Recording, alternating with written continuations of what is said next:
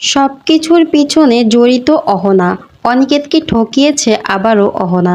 প্রমাণ সমেত সবার সামনে চলে আসলো শ্যামলী। ভয় পেয়ে যায় অহনা। এমনটাই দেখা যাবে আজকের পর্বে। বিস্তারিত জানতে ছোট্ট একটি লাইক দিয়ে চ্যানেলটি সাবস্ক্রাইব করে দেখার অনুরোধ থাকবে। গল্পের শুরুতেই দেখা যাবে শ্যামলী অনিকেতের কাছে ক্ষমা চায়। আর অনিকেত ভেবে নেয় যে অহনাকে থাপ্পড় মারার বিষয়টা নিয়েই শ্যামলী ক্ষমা চাইছে অনিকেতের কাছে। অনিকেত তখন বলে, না না, সেসব ঠিক আছে, বাদ দেন। তখনই শ্যামলী বলতে থাকে, না না স্যার, আমি আপনার সাথে যেরকম করছি আসলে এটা একদমই ঠিক হয়নি। তখনই অনিকেত বলে, বাদ দেন তো, ওটা কোনো ব্যাপারই না। এদিকে তখন শ্যামলী ভাবতে থাকে, যাক, স্যার আমার উপর রাগ করেনি।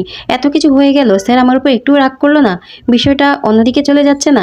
এরপর দেখা যায় অনিকেত বলতে থাকে, আচ্ছা শ্যামলী, আপনাকে একটা কথা বলবো, আপনি রাখবেন তো? শ্যামলী তখন বলে, হ্যাঁ স্যার, বলুন না, কি বলবেন? তখনই অনিকেত বলে, আপনি যেভাবে কালকে অহনার সাথে ব্যবহার করেছেন, অহনাকে মারতে গিয়েছিলেন, অহনার কাছে ক্ষমা চাইবেন, ঠিক সেভাবেই। তখনই রেগে যায় শ্যামলী। আর এদিকে এসব দেখে মন্দার বলতে থাকে, এই যে রোহিণী, তোমার দাদা ভুল জায়গায় তারটা কেটে দিয়েছে, চলো আমরা এবার এখান থেকে যাই, না হলে একদম ব্লাস্ট হয়ে যাবে। এরপর তো চলে যায় মন্দার আর রোহিণী। এদিকে শ্যামলী বলতে থাকে, স্যার আপনি কি বললেন? কি বললেন আপনি আবার বলুন। আপনি ওই মেয়েটার কাছে আমাকে ক্ষমা চাইতে বলেছেন? কেন আমি ক্ষমা চাইবো? কেন কেন আমি ক্ষমা চাইবো? যেখানে আমি কোনো অন্যায় করিনি, তাহলে তো ক্ষমা চাওয়ার কোনো প্রশ্নই ওঠে না। ওই মেয়েটা বারবার অন্যায় করছে আর আপনি বলছেন ওর কাছে ক্ষমা চাইতে? আপনি কিন্তু স্যার একদমই কাজটা ঠিক করছেন না। তখনই অনিকেত বলতে থাকে, শ্যামলী আপনি একটু শান্ত হন, আমার কথাটা বোঝার চেষ্টা করেন। তখনই শ্যামলী বলে, কি শান্ত হব স্যার? কি শান্ত হব? আপনি শান্ত হওয়ার মতো কোনো কথা বলেছেন যে শান্ত হব? আপনি ওই মেয়েটার কাছে আমাকে ক্ষমা চাইতে বলেছেন, যে মেয়েটা ছাইপাশ মিশিয়ে দিয়েছিল আমার গ্লাসে। আপনি কি ভেবেছেন আপনার কাছে আমি এই জন্য ক্ষমা চেয়েছি? এই জন্য ক্ষমা চাইনি। আমি ক্ষমা চেয়েছি কালকে ওই ড্রিঙ্কসটা খাওয়ার পর আমি হেলে দুলে আপনার গায়ে পড়ছিলাম, আরও কি করছিলাম, সেই জন্য ক্ষমা চেয়েছি। তখনই অনিকেত বলে, এবার মনে হয় শ্যামলী অনেক রেগে গেছে, এবার তো শ্যামলীকে ম্যানেজ করাটা অনেক টাফ হয়ে যাবে, কি করব? তখনই শ্যামলী অহনাকে ডাকে আর বলে, অহনা, অহনা এখানে এসো। তখনই অহনা চলে আসে আর অহনাকে ডেকে শ্যামলী বলতে থাকে, তুমি আমার সাথে ওই কাজটা কেন করলে? কেন ওই ছাইপাশগুলো আমার গ্লাসে মিশালে? তখনই অহনা বলতে থাকে, আমি কি করে বুঝবো বলো তো, ওটুক খেলে তোমার এরকম শরীর অসুস্থ হয়ে যাবে? তখনই শ্যামলী বলতে থাকে, তোমার এত বড় সাহস হয় কি করে? তুমি আমার গ্লাসে আমাকে ড্রিঙ্কস করাও, ওইসব ছাইপাশ আমাকে খাওয়াও? তোমার দিন দিন সাহস অনেক বেড়ে যাচ্ছে। তুমি ভেবো না যে তোমাকে বারবার ক্ষমা করে দিচ্ছি বলে এর পরের বারও তোমাকে ক্ষমা করব। স্যার যে তোমার সাথে এখনো কোনো খারাপ ব্যবহার করছে না, তোমার ভাগ্য ভালো, কিন্তু নেক্সট টাইম তোমাকে কিন্তু ক্ষমা করা হবে না, এটা তুমি মাথায় ঢুকিয়ে নাও। আমি স্যারকে বলেছি বিদায় স্যার তোমাকে ক্ষমা করেছে, বুঝতে পেরেছো তো? তাই ফার্দার আমার সাথে এরকম কোনো কাজ করবে না, না হলে শ্যামলীর আসল রূপটা তুমি দেখতে পাবে, বুঝতে পেরেছো? এদিকে তো অহনা নাটক করে কান্নাকাটি করতে শুরু করে দেয় আর শ্যামলীও চিৎকার চেঁচামেচি করতে থাকে। অনিকেত তো বিপাকে পড়ে যায়। অনিকেত বলে থাকে, শ্যামলী অনেক রেগে গেছে, কি করে যে ম্যানেজ করি। এরপর শ্যামলীকেও থামিয়ে দেয় আর অহনাকেও থামিয়ে দেয় অনিকেত। এরপর তো শ্যামলী রান্না করতে চলে যায় আর অহনার কাজে চলে যায়। শ্যামলী রান্না করতে করতে ভাবতে থাকে যে এই মেয়েটা দিন দিন স্যারের সাথে এত বড় অন্যায় করে যাচ্ছে আর স্যারও সেটাকে বারবার ক্ষমা করে মেয়েটাকে সুযোগ দিচ্ছে। এভাবে চলতে থাকলে তো স্যার একদম শেষ হয়ে যাবে, যেটা আমি একদমই হতে দিতে পারি না।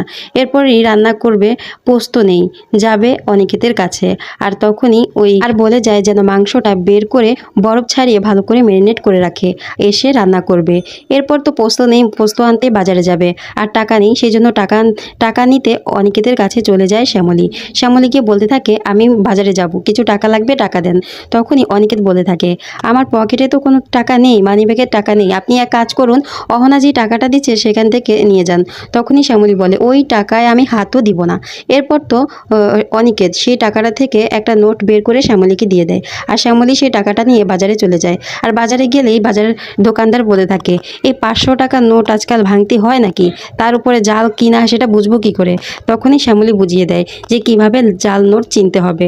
সব কিছু দোকানদারকে বুঝিয়ে দিতেই শ্যামলীর ফোনে একটা কল আসে আর সেই কলে কেউ বলতে থাকে, কাল যে ইভেন্টটা শ্যামলী করেছে তারা অর্ধেক পেমেন্ট করেছে, বাকি অর্ধেক পেমেন্ট আজকে করতে আসবে।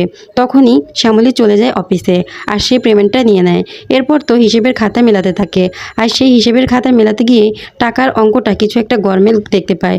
সেই টাকার নাম্বারটা, হিসাবের খাতার ভিতরে আগের টাকার নাম্বারটা আর ওই দোকানদারের টাকার নাম্বারটা মনে পড়ে যায় শ্যামলীর। শ্যামলী তখন বলে, এই টাকা তো মহিতদেরকে দিয়ে দিয়েছি, তাহলে ঘুরে ফিরে টাকাটা স্যারের কাছে আসলো কি করে? তার মানে কি?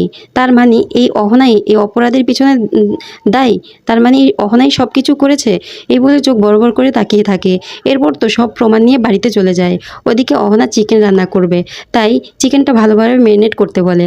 আর তখনই শ্যামলী চলে আসে। শ্যামলী এসে বলতে থাকে যে, তোমাকে আজকে আমি ম্যারিনেট করব, বুঝতে পেরেছো তো? তোমাকে আজকে আমি ম্যারিনেট করব। কই, বাড়ির সবাই কোথায়? এক্ষুনি আসুন, আপনাদেরকে একটা জিনিস দেখানোর আছে। সবাই তো চলে আসে ড্রয়িং রুমে। আর তখনই বলতে থাকে যে, স্যারের 10 লাখ টাকা যে লোকটা নিয়ে গেছে, যে এই অপরাধটা করেছে, তাকে আমি পেয়ে গেছি। এটা শুনে তখন অনিকেত বলতে থাকে, পেয়ে গেছেন মানে কে সে? কাকে পেয়েছেন বলেন, আমি একদমই তাকে বরদাস্ত করব না। কে সে? তখনই শ্যামলী বলতে থাকে, এই যে দেখতে পাচ্ছেন, এই যে ভদ্রমুখের আড়ালে এই অহনাই এই কাজটা করেছে। ওদিকে তো দেখা যাবে তিশা, অর্ণাবও সবাই অনেক ভয় পেতে থাকে, আর অহনাও ভয় পেতে থাকে। আর এদিকে তো শ্যামলী অহনার নামটাও বলে দিয়েছে, যেটা শুনে অপরাজিতা বলে থাকে, তুমি তো এই অহনাকে একদম দেখতে পারো না, তাহলে তোমার কথা বিশ্বাস করব কি করে? সবসময় তো ওর পিছনে লেগে থাকো। তাহলে কি প্রমাণ আছে যে অহনাই এই কাজটা করেছে? তার মানে তুমি সবটা ইচ্ছে করে করেছো এই অহনাকে ফাঁসানোর জন্য। তখনই অনেক রেগে যায় শ্যামলী। আর ওদিকে বড়দাদু বলতে থাকে, শোনো বড়মামা, তুমি শ্যামলীর কথাটা শোনো। শ্যামলী আজ পর্যন্ত আমাদের পরিবারকে অনেকভাবে বাঁচিয়েছে, তাই শ্যামলী এরকম কাজ করতে পারে না। ও প্রমাণ সহই সবটা প্রমাণ করে দেবে। শ্যামলী, তুমি বলো কি হয়েছে? তখনই শ্যামলী স্যারকে বলে, স্যার, এই দেখুন, এই খাতাটা দেখুন, আপনি আমাকে যেই টাকাগুলো দিয়েছেন সেগুলো তো ওই লোকটাকে দিয়ে দিয়েছি, কিন্তু সেই টাকাটা ঘুরে ফিরে অহনার টাকা হয়ে বাড়িতে ফিরে আসে কি করে? এবার বলুন, এই নাম্বারের সাথে আর অহনার দেওয়া টাকার সাথে নাম্বারটা কিভাবে মিলে যায় বলুন? তখনই অহনা ধরা পড়ে যায়। এদিকে তখন ওর দাদা বলতে থাকে, কি ব্যাপার শ্যামলী, তুমি সব সময় এত গোয়েন্দাগিরি করো কেন? তুমি কিভাবে বলতে চাও যে তো এই অহনাই সব টাকাগুলো নিয়েছে? তখনই শ্যামলী বলে, আচ্ছা ওর দাদা, আপনি কেন অহনার হয়ে কথা বলছেন? আপনি কি করে স্যারের এরকম ক্ষতি করতে পারেন? তার মানে আপনি ওর এই টাকার ভাগ কিছুটা পেয়েছেন? শ্যামলীর কথা শুনে অপরাজিতা অবাক হয়ে যায় আর বলে, দিন দিন তোমার সাহসটা অনেক বাড়ছে, তুমি এখন আবার দোষারোপ করছো অরুকে, তোমার সাহস তো কম না? তখনই দেখা যায় শ্যামলী বলতে থাকে, দেখেন ম্যাডাম, আমি যেটা বলছি একদম সত্যি বলছি। এদিকে তো ধরা পড়ে যায় অহনা। আর তখনই অনিকেত বলতে থাকে অহনাকে, ছি অহনা, ছি, তুমি এরকম একটা মেয়ে, তোমার লোভ এত, তুমি এতটা নিচে নামতে পেরেছো? তখনই দেখা যায় শ্যামলী বলতে থাকে, স্যার, এই মেয়েটা এই বাড়িতে এসেছে আপনাকে শেষ করে দেওয়ার জন্য। এ বারবার ক্ষমা চাইবে, বারবার অপরাধ করবে, ক্ষমা চাইবে আর আপনি মাফ করে দিবেন। এভাবে চলতে থাকলে একদিন খুব বড় একটা অন্যায় করে বসবে এই মেয়েটা। তাই আপনাকে আমি আবারও সাবধান করে দিচ্ছি। শ্যামলীর কথা শুনে তো এদিকে অহনা অবাক হয়ে তাকিয়ে থাকে।